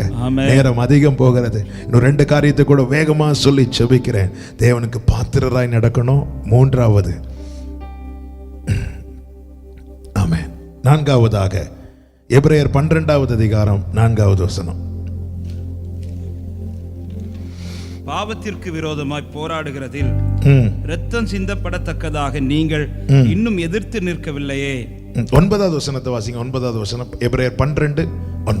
அன்றியும் நம்முடைய சரீரத்தின் தகப்பன்மார்கள் நம்மை சிட்சிக்கும் போது அவர்களுக்கு நாம் அஞ்சி நடந்திருக்க, நாம் பிழைக்கத்தக்கதாக ஆவிகளின் தகப்பனா பிதாவுக்கு வெகு அதிகமாய் அடங்கி நடக்க வேண்டும் அல்லவா? அடங்கி நடக்கணும். தேவன் சிட்சிக்கும் போது அடங்கி நடக்கணும். நம்ம அடங்கி நடக்க தான் தேவன் சிட்சிக்கிறார். முதலாவது பேசுவார், 2வது எச்சரிப்பார், 3வது சிட்சிப்பார். எதற்கு சிட்சிக்கிறார்? தகப்பன் தன் நேசிக்கிற புத்திரனை சிட்சிக்கிறது போல கர்த்தரும் எவனிடத்தில் அன்பு கூர்ந்து யாரை சேர்த்து கொள்ள சித்தமா இருக்கிறாரோ அவர்களை கடிந்து கொண்டு சிட்சிக்கிறார். தாவீது சொல்லுகிறார், நான் உபத்திரவப்படுவதற்கு முன்னே வழி தப்பி நடந்தேன், இப்பொழுதும் உம்முடைய வசனத்தை காத்து நடக்கிறேன். அப்போ அடங்கி நடக்கணும், அடங்கி நடக்கணும். எதற்கு? 10வது வசனத்தை வாசிங்க. எபிரேயர் 12:10. அவர்கள் தங்களுக்கு நலமென்று தோன்றினபடி, உலக தகப்பன்மார் தங்களுக்கு நலமென்று தோன்றினபடி கொஞ்ச காலம் சிட்சித்தார்கள். கொஞ்ச காலம் சிட்சித்தார்கள். அவரோ தம்முடைய பரிசுத்தத்துக்கு நாம் பங்குள்ளவர்கள் ஆகும் பொருட்டு நம்முடைய பிரயோஜனத்துக்காகவே நம்மை சிட்சிக்கிறார். அப்ப கொஞ்சம் பரிசுத்தத்தை விட்டு கொஞ்சம் விலகினாலே தேவ சிட்சை நம்ம மேல வருதுன்னா நம்ம சேஃப் சோன்ல இருக்கிறோம். துணிகரமா பாவம் செய்தோம், ஆண்டவர் கண்டுக்கலன்னா ரொம்ப ஆபத்தில் இருக்கிறோம் அர்த்தம். சிட்சை சோதனை எல்லாம் பழைய ஏற்பாடுங்க, புதிய ஏற்பாடுல கிடையாதுங்கன்னு சொல்றவங்களுக்கு சொல்றேன், இது புதிய ஏற்பாடுல எழுதப்பட்ட வார்த்தை. அவர்கள் இவரோ தம்முடைய பரிசுத்தத்துக்கு பங்குள்ளவர்களாகும் பொருட்டு நம்முடைய பிரயோஜனத்துக்காகவே நம்மை சிட்சிக்கிறார். 11வது வசனம். எந்த சிட்சையும் தற்காலத்தில் சந்தோஷமாய் காணாமல் துக்கமாய் காணப்படும். ஆகிலும் பிற்காலத்திலே அதில் பழகினவர்களுக்கு அர்த்தம் என்ன? சிட்சை தொடர்ந்துட்டு தான் இருக்கும் கடைசி வரை. சிட்சையில் பழகினவர்களுக்கு அது நீதியாகிய சமாதான பலனை தரும். அதுதான் தாவீது சொல்லுகிறார், நான் உபத்திரவப்பட்டது எனக்கு நல்லது. அவன் தேவன் என்ன ஒரு ஆளை குறித்து தப்பா நான் நினைக்கும் போதே ஆண்டவர் கொட்டுறாருனாலே, ஆண்டவரே உங்க கையில வச்சிருக்கிறீங்க, அதனாலதான் ஆண்டவரே ஒரு தீமையான, அதனாலதான் தாவீது ஜெபித்தார். சவுலுடைய வஸ்திரத்தின் ஒரு ஓரத்தை அறுத்ததும் தாவீதுடைய நெஞ்சு துடிக்குது. ஏன் துடிக்குது? கர்த்தர் விடல. ஏய் நீ இப்படி பண்ணலாமா, அவன் பண்றான்னு சொல்லிட்டு நீ பண்ணலாமா? அடுத்த நாளே போய் தாவீது போய் நிக்கிறாரு, என்னால அந்த தப்பை பண்ண முடியல அப்படின்னு. இதே தாவீது பத்சேபாள் இடத்துல பாவம் செய்து அதன் பிறகு பத்சேபாளுடைய கணவன் உரியாவை யுத்தத்தில் முன்னிறுத்தி கொன்ன பிறகும் உணர்வில்லாம இருந்தான். நாத்தான் தீர்க்கதரிசி வந்து எச்சரித்த போது தாவீது தேவ சமூகத்தில் விழுந்து என்ன சொல்லி கதறினா தெரியுமா? ஆண்டவரே உம்முடைய பரிசுத்த ஆவியை என்னை விட்டு எடுத்து போடாதிரும். பயம் வர ஆரம்பிச்சிட்டு, அன்னைக்கு வஸ்திரத்தை கொஞ்சம் அறுத்ததே என்னால தாங்க முடியலையே, இந்த தப்பு பண்ணிட்டேனேங்கிற உணர்வு வந்துச்சு. இன்னைக்கு இப்படி ஒரு துணிகரமான பாவம் செய்தும் நான் உணர்த்தப்படாமல் இருக்கிறேனே, ஒருவேளை ஆவியானவர் என்ன விட்டு போயிட்டாரோ, சமூகத்தை விட்டு நான் தூரம் போயிட்டேனோ, ஆண்டவரே சுத்த இருதயத்தை என்னால சிருஷ்டிங்கப்பா, ஈசோப்பினால் என்னை கழுவுங்க ஆண்டவரே, உடைய பரிசுத்தாவை என்னை விட்டு எடுத்து போடாதிரும் ஆண்டவரே. அப்ப ஆவியானவர் உணர்த்தி நடத்துவார், பாவத்தை குறித்து, நீதியை குறித்து, நியாய தீர்ப்பை குறித்து உணர்த்தி நடத்துவார். ஏன்? பரிசுத்தத்துல பங்குள்ளவர்களா மாறணும். சபையில ஐக்கியமாக்கி சேர்ந்து இருக்கிறோம், நாளைக்கு அவர் சமூகத்தில் போய் நிக்க போகிறோம். பரிசுத்தவான்கள் சங்கம், கோடாக்கோடி தூதர்கள், 24 மூப்பர்கள், கேருபீன்கள், சேராபீன்கள், அவன் போற்றப்படத்தக்கவ சிங்காசனத்துக்கு முன்பாக, ஆட்டுக்குட்டியானவருக்கு முன்பாக போய் நாளைக்கு நாம போய் நிக்க போகிறோம். அதுதான் பரிசுத்தத்தில் பங்குள்ளவர்களை நம்ம மாற்ற நம்மை சிக்ஷிக்கிறார். தற்காலத்தில் அது கொஞ்சம் துக்கமாக, என்ன ஆண்டவரே அவங்களெல்லாம் விட்டுட்டீங்க, என்ன போய் அடிக்கிறீங்களே ஆண்டவரே. அதுதான் ஆசாபின் புலம்பலா இருந்தது 73வது சங்கீதத்தில். பிற்பாடு அவன் அறிந்த போதுதான் சொல்லுகிறான், எனக்கோ தேவனை அண்டிக் கொண்டிருப்பதே நலம். அதன் அர்த்தம் என்ன? ஆண்டவரே என்னை நீங்க இப்படியே நடத்துங்கப்பா, நீங்க இப்படி நடத்தினா எனக்கு ஒரு விஷயம் தெரியும், நீர் உம்முடைய ஆலோசனையின்படி நடத்தி முடிவில் என்னை மகிமையில ஏற்றுக்கொள்வேன். அடங்கி நடக்கணும். அப்போ ஒரு காரியத்தை எச்சரிக்கிறார்னா புரிஞ்சுக்கோங்க, அந்த விஷயத்துல ஏதோ ஃபால்ட் இருக்கு நம்ம கிட்ட. ஏதோ சிற்றையை தேவன் தருவது நம்மை தண்டிப்பதாக மாத்திரம் நினைக்க கூடாது, மாறாக நம்மை சுத்திகரிக்க, இன்னும் பரிசுத்தம். இந்த சில காரியத்தில் நமக்கு திருப்தி வந்துடவே கூடாது. அதுல ஒரு விஷயம் தான் பரிசுத்தம். பரவாயில்ல, அந்த திருப்தி வந்துட்டுனா நம்ம மற்றவங்களை குறையா பார்க்க ஆரம்பிச்சிடும். அந்த ஆயக்காரன் பார்த்தான் அல்லவா, பரிசேயன் ஆயக்காரனை பார்த்தான் அல்லவா, ஆண்டவரே நான் எல்லாம் வாரத்துக்கு 2 நாள் உபவாசம் பண்றேன், அப்படி பண்றேன் இப்படி பண்றேன், அண்ணா இருக்கிறார்ல அவனை மாதிரி நான் கிடையாது.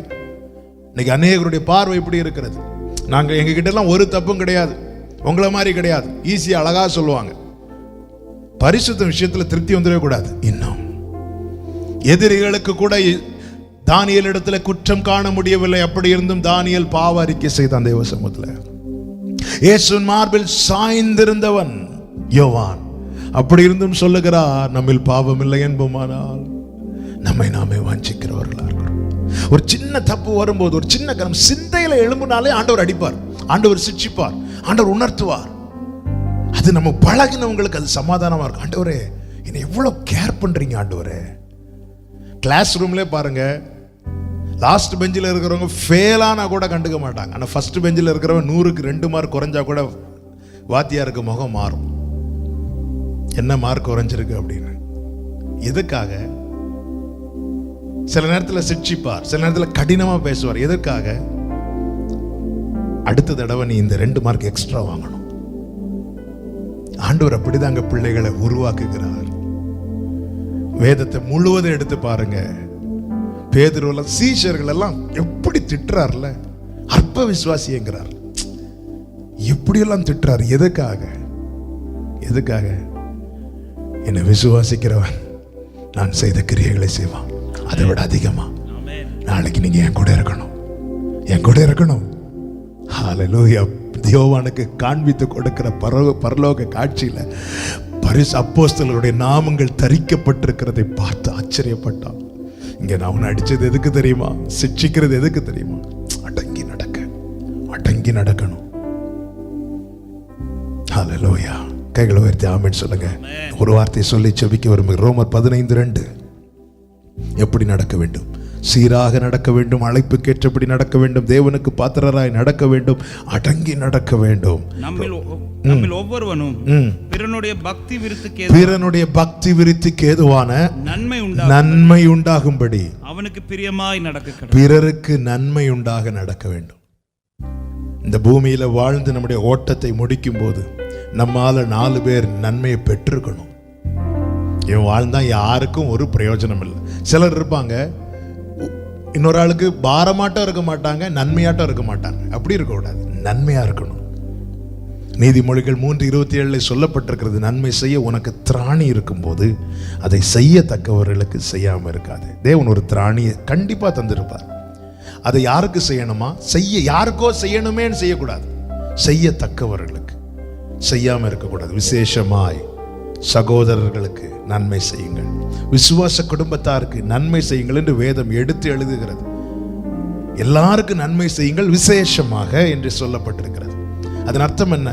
உன் சகோதரன் பசியா இருக்கும்போது நீ உன் சகோதரனுக்கு சாப்பாடு கொடுக்க மாட்ட, வேற யாருக்கோ போய் வேற எங்கேயாவது போய் 100 பேருக்கு சாப்பாடு போடுவேன். சில பண்ணுவாங்க பாருங்க, 100 பேருக்கு சாப்பாடு போடுவாங்க. ஆனா சொந்த சகோதரன் பசியா இருப்பான், அவனுக்கு ஒரு காசு கொடுக்க மாட்டாங்க. கேட்டேன், நாங்க 100 பேருக்கு எங்க பர்த்டேல 100 பேருக்கு சாப்பாடு போட்டோம், 1000 பேருக்கு நாங்க துணி வாங்கி கொடுத்தோம். நல்லதுங்க, பண்ணுங்க. ஆனா உங்க சொந்த சகோதரன் பசியா இருக்கிறானே, அது தெரியுமே, அவனுக்கு நன்மை உண்டாக ஏதாவது செய்திருக்கிறோமா? இடுக்கணில் உதவவே சகோதரன் பிறந்திருக்கிறான். ஆண்டவராக இயேசு கிறிஸ்துவினிடத்தில் ஒருவன் வந்து பேசும்போது ஆண்டவர் ஒரு காரியத்தை சொல்லுகிறார். எருசலேமிலிருந்து எரிகோவுக்கு ஒருவன் வழி பிரயாணமாய் போகிறான், கள்ளர் கையில் அடிபட்டு குற்றூராய் கிடக்கிறான். ஆசாரியன் போகிறான், லேவியன் போகிறான், விலகிதான் போறாங்க. சமாரியன் ஒருவன் வருகிறான், அவனிடத்துல ரதம் இருக்கிறது, எண்ணெய் இருக்கிறது, திராட்சரசம் இருக்கிறது. இப்ப இவனுக்கு இவைகள் தேவை, இதை கொடுத்தா இவனை கொஞ்சம் எழுப்பி விடலாம். அவன்கிட்ட இருக்கிறத அவனுக்கு கொஞ்சம் பகிர்ந்து கொடுத்தான். அவன் எழும்பினான், தன்னுடைய ரதத்தில் ஏற்றுக்கொண்டு சத்திரத்தில் கொண்டு போய் சேர்க்கிறான். தன்னிடத்தில் தேவன் கொடுத்த நன்மையை பிறருக்கு பிரயோஜனமாய் பயன்படுத்தினான். அவனை தேவன் மேன்மையாய் பேசினார், அவனை தேவன் ஆச்சரியமாய் பேசினார். ஹல்லேலூயா, ஹல்லேலூயா. அவன் நமக்கு தேவன் தந்த நன்மை நாம் அனுபவிப்பதற்கு மாத்திரமல்ல, பிறருக்கு நன்மை உண்டாக அதை பயன்படுத்தணும். பயன்படுத்துறோமா? செய்யத்தக்கவங்களுக்கு கடன் வாங்கி உதவுங்கன்னு யார்ட்டையும் சொல்லல ஆண்டவர். உங்களுக்கு என்ன திராணி இருக்கு? உங்களால 10 ரூபாய் கொடுக்க முடியுமா? 10 ரூபாய் தேவையான ஒருத்தங்களுக்கு உங்களால அந்த 10 ரூபாய் கொடுக்க முடியும்னு கொடுங்க. கொடுக்க முடியலையா, 2 ஆறுதலின் வார்த்தையை சொல்லி ஆண்டவர்கிட்ட அவங்களுக்காக ஜெபம் பண்ணுங்க. செய்ய திராணி இருக்கும் போது செய்தான் சொல்றாரு, ஃபோர்ஸ் பண்ணல ஆண்டவர். நன்மை உண்டாக நடக்கணும். இந்த பூமியில நம்முடைய ஓட்டம் முடிவதற்குள்ள சொல்லணும், நம்மால நன்மை பெற்றவங்க 4 பேர் நன்மை பெற்றாங்கன்னு அவங்க யாரை மகிமைப்படுத்துவாங்க? கர்த்தரை வந்து நம்ம கிட்ட சொல்ல வருவாங்க. ரொம்ப தேங்க்ஸ் சொல்லும் போது நம்ம என்ன சொல்லணும்? ஆமா, அப்படியா? இல்ல, என்ன இது ஒருத்தர் செய்ய வச்சாருங்க, அவருக்கு நன்றி செலுத்துங்க. அப்படி சொல்லணும். சீராக நடக்கணும், அழைப்புக்கு ஏற்றபடி நடக்கணும், தேவனுக்கு பாத்திரராய் நடக்கணும், அடங்கி நடக்கணும், பிறருக்கு நன்மை உண்டாக நடக்கணும். இந்த நாட்களிலே தேவ சபையே இப்படிப்பட்ட காரியங்கள் நம்மில் வெளிப்பட நம்மை தேவ சமூகத்தில் ஒப்பு கொடுப்போம். கர்த்தருடைய வருகை சமீபமாய் இருக்கிறது. ஆவியானவர் சபைகளுக்கு சொல்லுகிறதை காதுள்ளவன் கேட்க கடவன். அப்பா சமூகத்தில் நம்மை தாழ்த்தி முழங்காற்படியிட முடிந்தார் முழங்காற்படியிட்டு உகந்த காணிக்கையாய் ஒப்பு கொடுத்தேன் ஐயா, சுகந்த வாசனையாய் மாற்றுமையான்னு சொல்லி அருமையான இந்த பாடலை ஜெபமாக பாடி நாம் செபித்து முடிக்க போகிறோம். கேட்கலாம் ஆண்டவர் சமூகத்துல. உகந்த காணிக்கையாய் ஒப்பு கொடுத்தேனையா, உகந்த காணிக்கையாய் ஒப்பு கொடுத்தேனையா, சுகந்த வாசனையா நுகர்ந்து மகிழுமையா, சுகந்த வாசனையா நுகர்ந்து மகிழுமையா. 2 கைகளை விரித்து தகப்பனே உம் பீடத்தில் தகன பலியானே, தகப்பனே உம் பீடத்தில் தகன பலியானே, கேளுங்க. அக்கினி இறக்கிவிடும், அக்கினி இறக்கிவிடும், முற்றிலும் எரித்துவிடும், அக்கினி இறக்கிவிடும், முற்றிலும் எரித்துவிடும், உகந்த காணிக்கையாய் ஒப்பு கொடுத்தேனையா, சுகந்த வாசனையா நுகர்ந்து மகிழுமையா. வேண்டாத பலவீனங்கள், வேண்டாத பலவீனங்கள் ஆண்டவா முன்வைக்கிறப்பா. தகப்பனே வேண்டாத பலவீனங்கள் ஆண்டவா உடைய சமூகத்தில் வைக்கிறேன். மீண்டும் தலை தூக்காமல் ஷேக்காமந்தரோ, மீண்டும் தலை தூக்காமல் மாண்டு மடியட்டுமே. மீண்டும் தலை தூக்காமல் ஆண்டவரே உடைய சமூகத்தில் அர்ப்பணிக்கிறோம். அப்படியே கேளுங்க. கண்கள் தூய்மையாக்கும் அப்பா, கண்கள் தூய்மையாக்கும். கர்த்தா உம்மை பார்க்கணும். கண்கள் தூய்மையாக்கும். அப்பா நான் உங்களை பார்க்கணும் ஆண்டவரே. பாவத்தை நீ பார்க்க கூடாதப்பா. காதுகள் திறந்தரணும்.